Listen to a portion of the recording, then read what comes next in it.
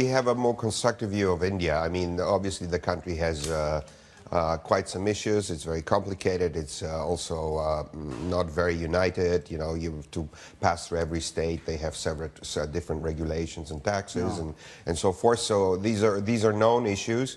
But the whole point is that we do think that Mr. Modi or the new government, or generally the Indian state and the political environment there is moving towards resolving these issues in the long term. So I think the potential is there. That's one thing.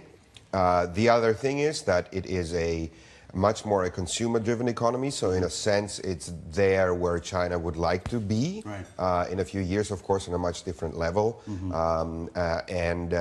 That means that in the current environment where you have no commodity boom, or you have exactly the opposite, I would say. You had a bear market in commodities, and perhaps it'll stabilize. But it's a world that benefits consuming economy, service economy, and India is one of the few emerging markets that fits that picture. So even though I would agree that recently we've seen a slowdown in political momentum, reform momentum, some issues, and some of the bad things of India, or the bad images of India, are resurfacing again, we think that's more of a short-term thing, and we remain hopeful that over the longer term it's still a very interesting They are at a very different stage, aren't they? Because now, you know, today we've been talking about Singles Day and how people are going nuts in China, buying all kinds of gadgets, and, you know, they're moving up on the on the acquisition chain, and what kind of you know, goodies that they have their sights on.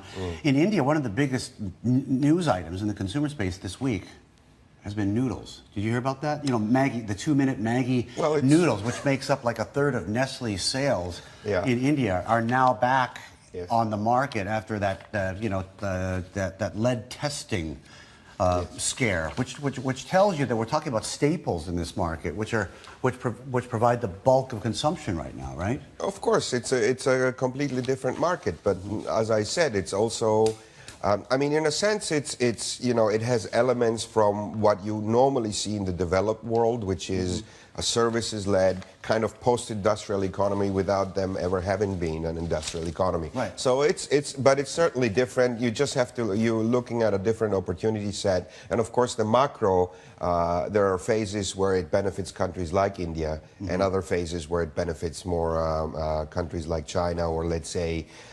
Export-driven or investment-oriented, you know, industrial-type investment-oriented countries, but we're not in that stage at this moment. Yeah, no, it's a very good point there. Yeah, it looks like they, in some ways, they might even skip the whole industrial era in India, right? That would be an optimistic view, but I guess it's not impossible for some states. Yes, of course. Okay.